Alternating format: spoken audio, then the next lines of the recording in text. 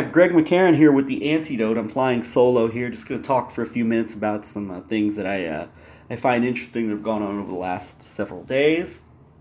I'm going to be getting into a little bit revisiting this whole squabble, or I might call it a cat fight, even between Alex Jones and QAnon, and even Sebastian Gorka on Breitbart Radio was taking some shots at QAnon over this whole Jeff Sessions thing and the whole idea of whether or not the swamp's going to be drained and who's going to do it.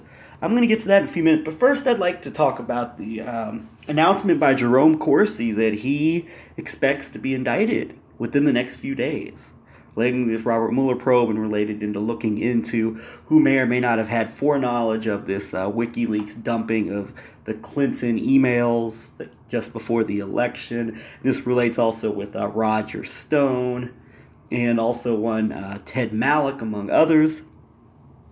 And while we don't know exactly who knew what or whatever, I guess that's what this investigation is trying to figure out, if you believe the official narrative of what's going on with this investigation. But I think you can tie together some interesting connections between these people, and it seems that there is kind of everyone involved in this had a vested interest at some level in getting Donald Trump elected. And of course, I think when I think about this whole WikiLeaks thing, obviously Roger Stone was the primary operative at Infowars, and of course Jerome Corsi went on to join him at Infowars just after the 2016 election. Roger Stone through Infowars using his old dirty tricks that he's specialized in for so long, going back to the Nixon days, to help Donald Trump get elected. And then even looking at the people who were putting out this, who were the primary disseminators of the message within the right-wing media after this dumping of the emails prior to the election. Well, Rudy Giuliani was one of them, and the other one was Eric Prince. And Eric Prince has been neck deep in all of this quote-unquote Russian collusion conversations that have been going on, whether it's working with Israeli businessmen and Gulf monarchs such as in the United Arab Emirates to reshape the Middle East, form a grand alliance against Iran, set up private Blackwater-style armies in these countries, and when he's not proposing his grand plan for a Blackwater-style army to take over Afghanistan, he's doing it with regards to the Middle East and this grand alliance against Iran, with, of course, Israel right there in the background and Saudi Arabia. It's been said that Blackwater, or that whatever he calls it now, private mercenaries were used during MBS's purge when he took power in Saudi Arabia. And so Eric Prince was neck deep in this whole effort to remake the Middle East under Trump. And as that relates to Jerome Corsi, is that Jerome Corsi did a live stream back when he was still the primary messenger that was deciphering the QAnon posts and explaining the meaning of them back before QAnon and Jerome Corsi and Alex Jones had this big falling out, allegedly. And in the process of these live streams he was doing every day, Jeremy and we did a show where we discussed Jerome Corsi talking about how he helped a group, an Israeli group that had intel above Mossad, that's a direct quote, to arrange a meeting between Donald Trump and Henry Kissinger on remaking the Middle East. And so when you look at someone like Jerome Corsi in relation to this whole WikiLeaks, and also I'd put Roger Stone in here as well. When you look at them in relation to this whole information of who may or may not have known that these emails were going to be published and put out there by WikiLeaks as this big October surprise to reopen the investigation just prior to the election. When you look at this network of operatives, Eric Prince was one of the primary disseminators of the significance and what it meant, this email dumping and this release of the Clinton emails just before the election. And if Jerome Corsi's story is true, that He helped, and that's a wild claim to make up, by the way. He just happens to say that he helped set up, along with a group that was with intel capabilities above Mossad in Israel, set up a meeting between Kissinger and Trump to remake the Middle East. That's a pretty wild claim to make up. But what I think this shows is that both Jerome Corsi and Eric Prince were operating in a similar vein when it comes to foreign policy goals for the Trump administration, and setting all of this up during the 2016 campaign, setting up the means to which the set up how policy would be carried out under the Trump administration. So when you look at it like that, certainly Jerome Corsi, if there was some type of obvious, like, there I use the C word again, collusion to put out this information and to leak out these emails, and that all these people were in the know on this event, which would not surprise me in the least, by the way. When you consider Jerome Corsi, you consider Eric Prince, there's similar goals. And also you throw in there Rudy Giuliani as well, of course. Can't forget him. He was the other primary disseminator of the information to conservative media about the significance and meaning of the Clinton email dump. You look and you see that these people all had similar vested interest in setting up the world foreign policy for after Trump's election. And of course, Jerome Corsi's history, we theorize, we hypothesize that Jerome Corsi was talking about the secretive mega group of Jewish Zionist billionaires that has been operating at least since the 90s. And I think this would also this would also fit well with Jerome Corsi's past with the B'nai B'rith International. And the work he did as an economic work with B'nai B'rith International is Mel Rockefeller talks about in his book Hidden Tax Against Humanity. And then, of course, Corsi went on to, I guess you could say, he was serving the interests of an organization such as the International B'nai B'rith with his political hitman operations, such as putting out the Swift Boat Veterans book that helped to get George W. Bush reelected in 2004. How ironic is it that the two primary, handlers of Alex Jones at this point, Roger Stone more so than Corsi, both played direct roles in the respective Bush elections in 2000 and 2004, when Infowars at least used to be the primary critic of all things related to the Bush administration. I might get into that a little later on. Some of the recent revising and rewriting of history from Infowars as relates to this Florida recount that's currently going on. Anyway, I apologize there. I briefly lost my train of thought, but anyway, I guess the point I'm making here is that if there was this grand scheme to release these Clinton emails, all of these people involved, I think, would have had a vested interest in perhaps putting out this information and knowing that this was coming and being ready to take advantage of it as a means to help Trump, who Eric Prince has been, it's proven, has been just neck deep in all of these endeavors in the Middle East and with these Gulf monarchies and the alliance of these Arab nations against Iran, if we're to believe what's going on there. Although I think the Iran thing may even be more. And of course, he is to be believed. He was also involved, just meeting between Trump and Kissinger that he claims he helped put together on behalf of intelligence above Mossad, which I can completely believe, by the way. If I'm in the Mueller if I'm looking at this, I would like to see the investigation go in this direction. Not only should we be looking into the whole WikiLeaks and who knew what and who did and didn't know that these Clinton emails were going to be published and put out just before the election, but I would go deeper than that. Exactly, if I were in this probe, if I were involved with this, I would be asking the question of, who was Jerome Corsi working with when he says he set up this meeting between Trump and Kissinger, which would be set up to remake the Middle East, he says.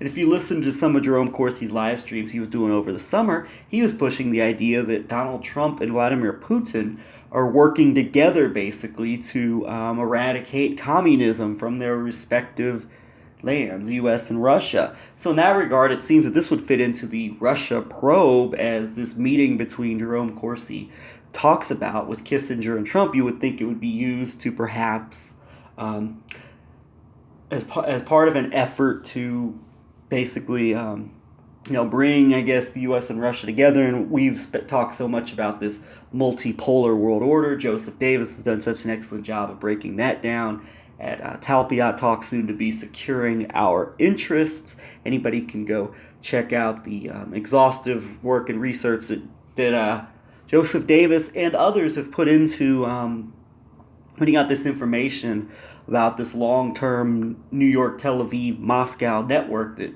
Joseph Davis calls it, and the long-term connections there, and how it is relating to this push for multipolar world, as the U.S. seems to be giving up so much of its authority in so many regions of the world, and therefore countries are moving eastward. For example, Israel is moving to closer to China for relations, and Russia is becoming the primary power broker with the Ukraine, with Syria, which Jeremy and I have theorized is just simply a case of good cop, bad cop, that the U.S. and basically brings as ISIS mercenaries to power or to prominence, and then Russia steps in as a good cop and destroys it, and all Israel benefits at the end of the day, regardless. That's the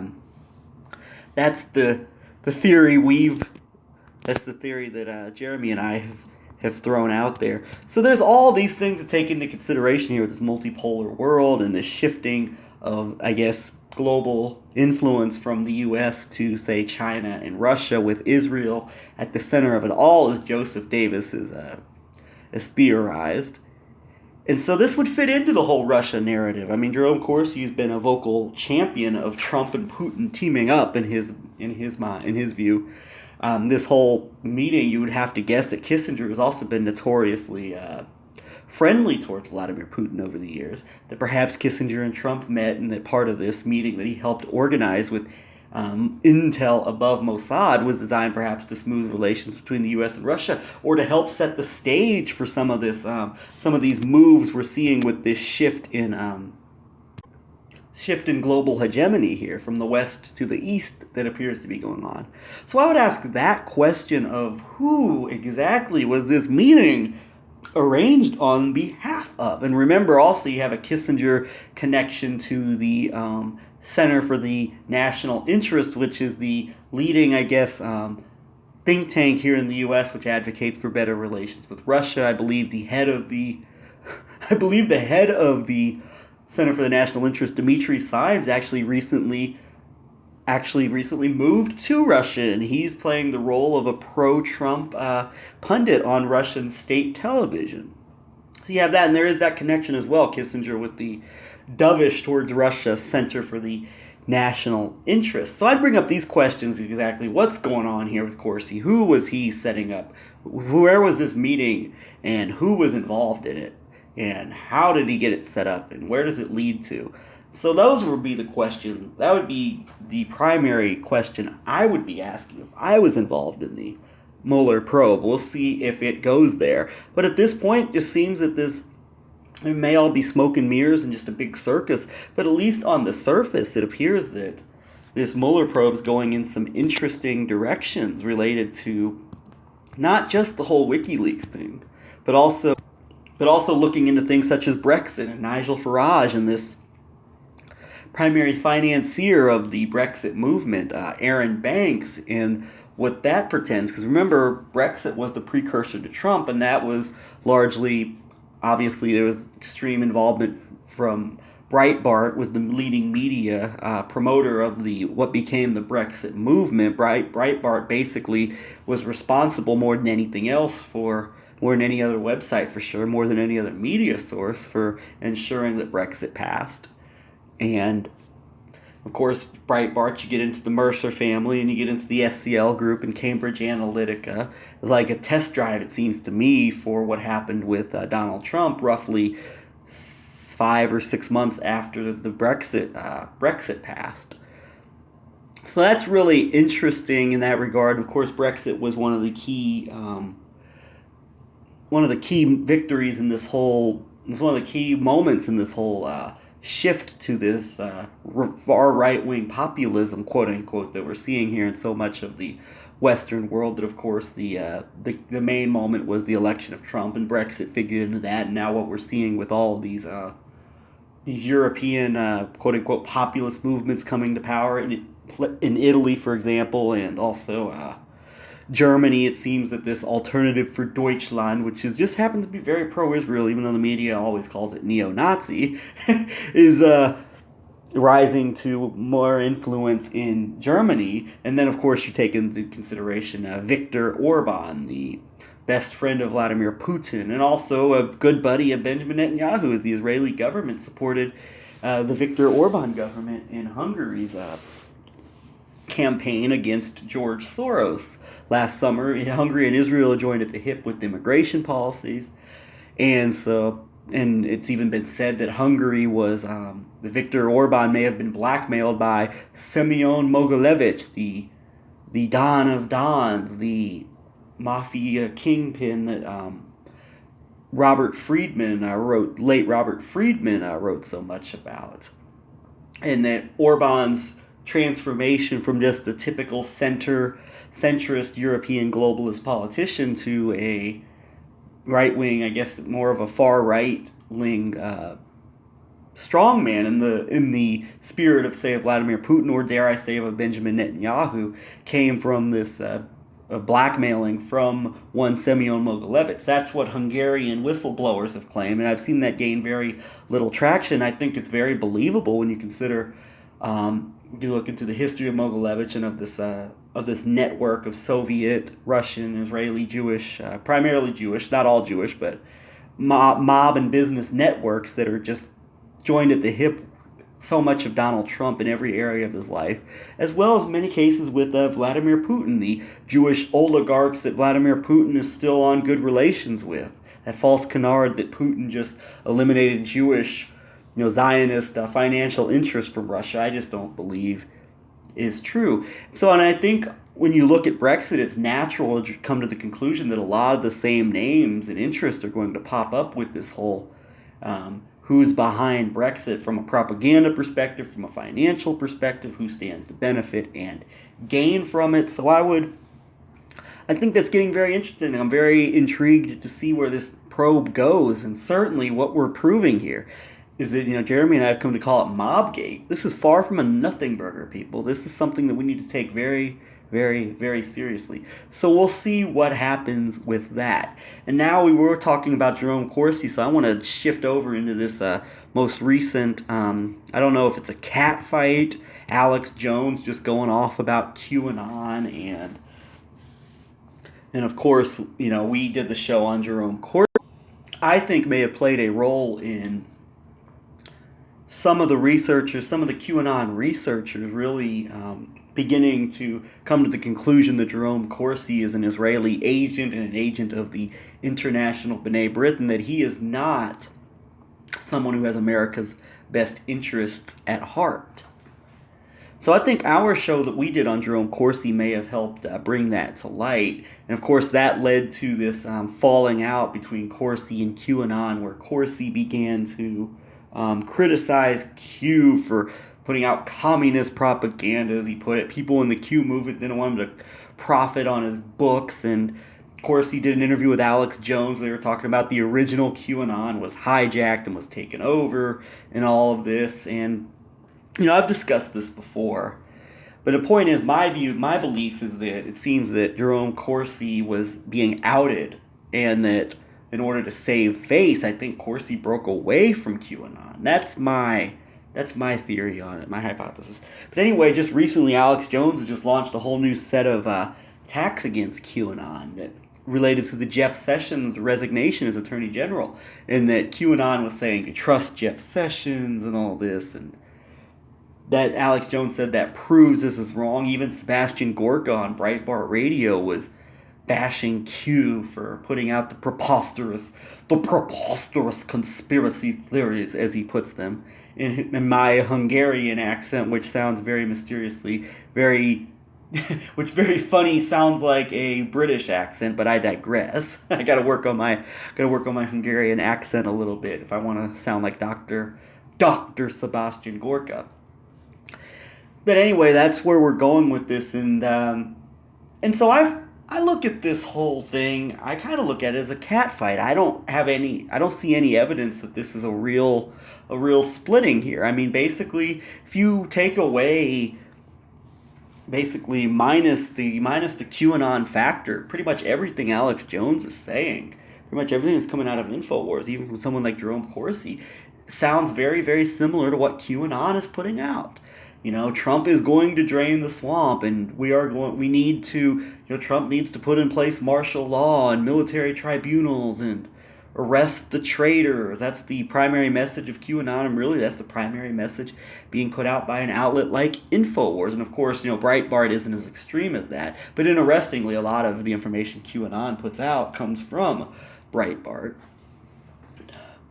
So there's not much of a deviation in message. It just seems that, the Infowars crowd is saying that this new Attorney General, Robert Whitaker, the acting Attorney General, is going to be the guy to really crack down on the deep state criminals. And it seemed that QAnon had a belief, or was at least publicly, was advocating that people stand behind Jeff Sessions.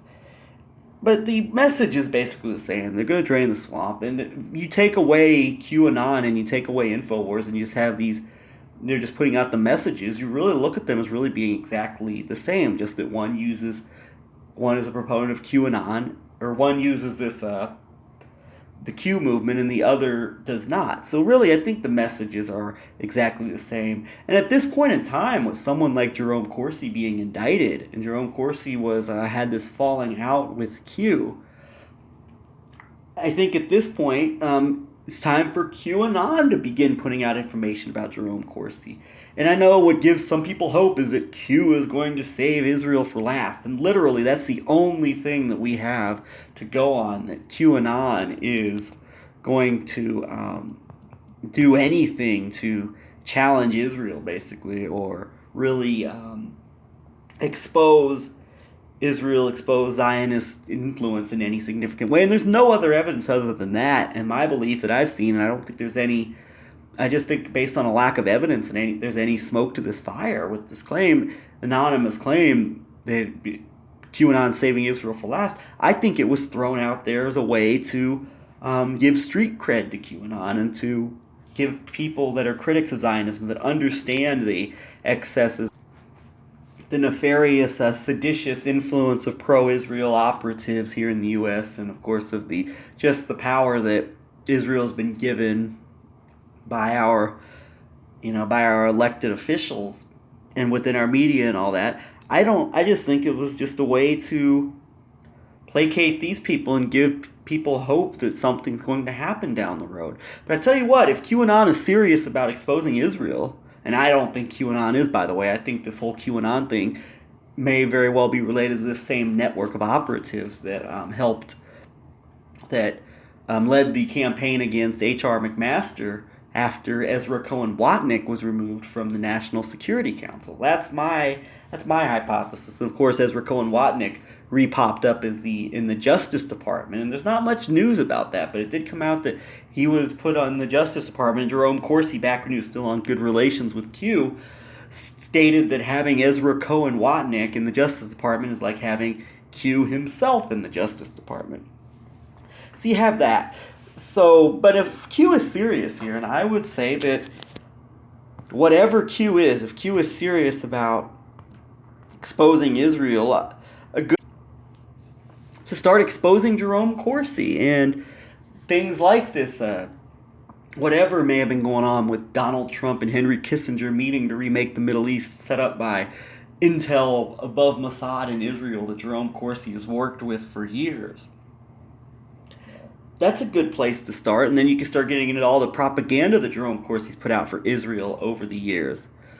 And so, if QAnon is serious, then I think that would be a good start. And the other thing to do would be to stop relying on sources such as Robert Spencer's Jihad Watch and all of these just virulently anti-Muslim sites, and perhaps then I don't know if that would cause the SGT reports of the world to start doing anything substantial rather than just tugging on people's heartstrings with these appeal to emotion videos showing traitors and the imminent roundup, which has been imminent for about a year now, with no progress in sight thus far, just a whole lot of noise being made. Perhaps it may even cause some of those people to put out some work of substance or value, rather than having raving lunatics like Liz Crokin and then charlatans like John B. Wells, the winner of the Barry White the winner of the Barry White impersonator contest, to come on and if it's Liz Crokin, it's the pedos. If it's John B. Wells, it's the pedos and the Muslims and the Chinese and the immigrants and all this. But I doubt it. But I mean, perhaps maybe some of those people will start doing some real research and work in bringing about some of the facts about people like Jerome Corsi. So we'll wait and see, but needless to say at this point, I don't think it's going to happen. I don't see any evidence that there's anything real going on here, and I would look at this kind of fighting in large part as being stagecraft, and I'm open to being proven wrong about that, but at this point I don't see there being anything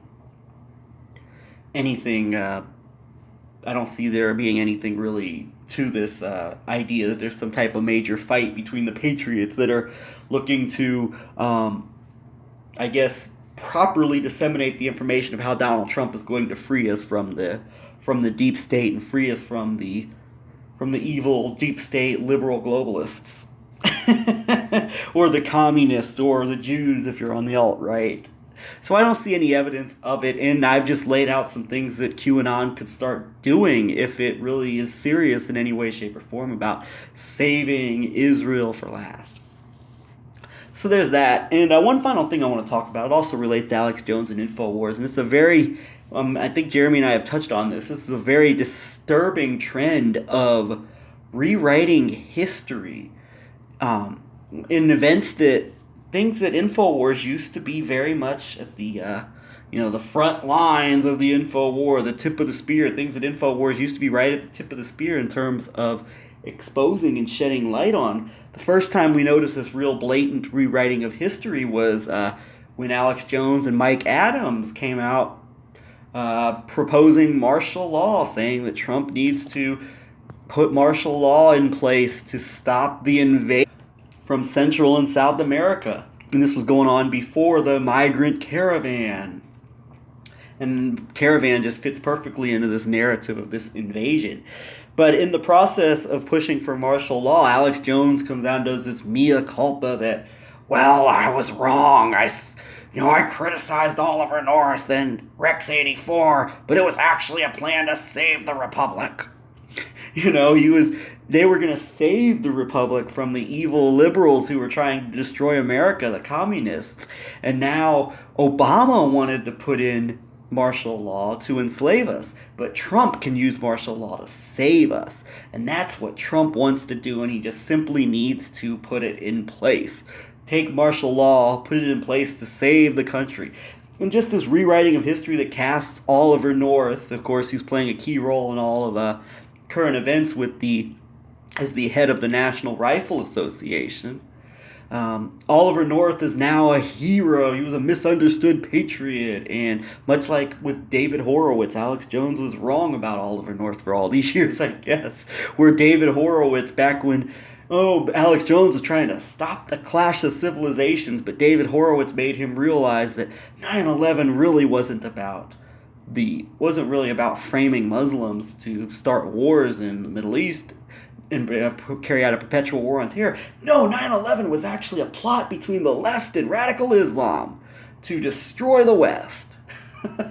So thanks Alex Jones, and thanks David Horowitz for educating Alex Jones and giving him the real truth. Obviously, I'm being sarcastic. But we're seeing this similar type of rebranding with Oliver North and Ronald Reagan and martial law, the plans that were supposedly in place, and now it's being portrayed rather than as a obvious nefarious attempt to take away our freedoms and put the final nail in the coffin of America as far as being a Democrat, as far as being a free republic, a free nation. Now they were the heroes that were trying to stop the liberal commies from enslaving us, and now it's the same thing. Trump's got the same power that Ronald Reagan and Ollie North had to save us from the globalists and from the communists that want to destroy our countries by flooding in brown people from Central and South America.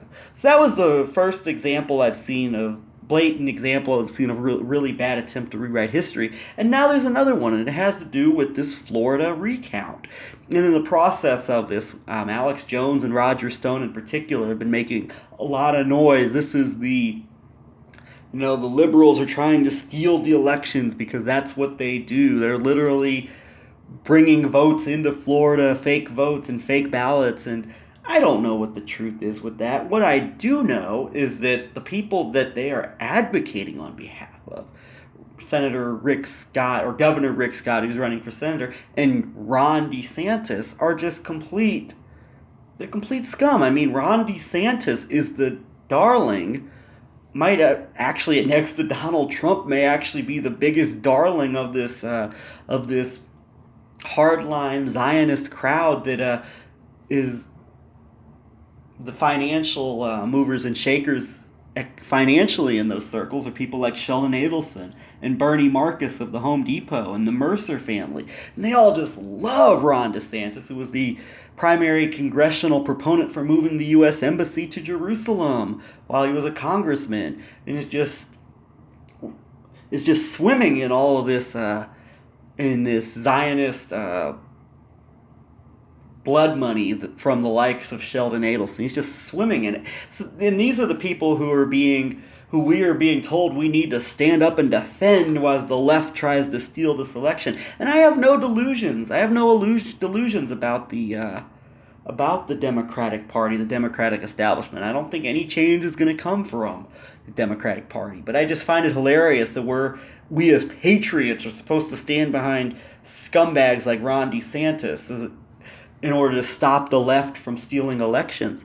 And in the process of putting out this narrative that this is what's going on, I've noticed somewhat subtle this adding into the narrative that George W. Bush, that actually it was not Bush that was trying to steal the 2000 election, it was Al Gore, it was the Democrats. And the reason Roger Stone was in Broward County, it wasn't to help Bush basically steal the 2000 election. No, it was to keep the Democrats from stealing the election. So even with regards to the Infowars, is now, I would say, is running cover for the Bush administration in terms of the 2000 election. I guess it was only a matter of time considering Roger Stone was on board, and Roger Stone obviously actively helped Bush get elected in 2000 with the shenanigans in Florida. And then, of course, Jerome Corsi, that I talked about earlier, his role in the 2004 election, writing the anti-John Kerry book, which I think really damaged his chances to win. And then, of course, it was people like Jerome Corsi's buddy, who he co-wrote a book with, Ken Blackwell, the Ohio Secretary of State, along with Karl Rove and the late Mike Connell, in shaping and manipulating the electronic machines in in Ohio in 2004. The tampering with that, which led to basically Bush, I think, stealing the 2004 election. I guess the next message coming from Infowars is going to be that Karl Rove and this Ken Blackwell, they were messing with the machines to stop the left from stealing Ohio in 2004. So I just wonder what's going to be next with the propaganda and the lies and the deception coming from that operation are getting bigger and bigger and more consequential. And as critical as we've been of Infowars for a long time, and rightly so, I never saw the day when Infowars would become this blatantly partisan. But it's anything to protect Donald Trump, and there's no amount of lows that people like Alex Jones and Roger Stone are not willing to stoop to in order to protect Donald Trump and protect the interests of those who got him elected and are the reason he's in office today. And I consider it subversive, I consider it traitorous, and I would love to see these people take a fall. And so I guess that's about it for me. hopefully Jeremy and I can get out a new recording and put out one together here pretty soon. But until then, I'll talk to you later. Thanks.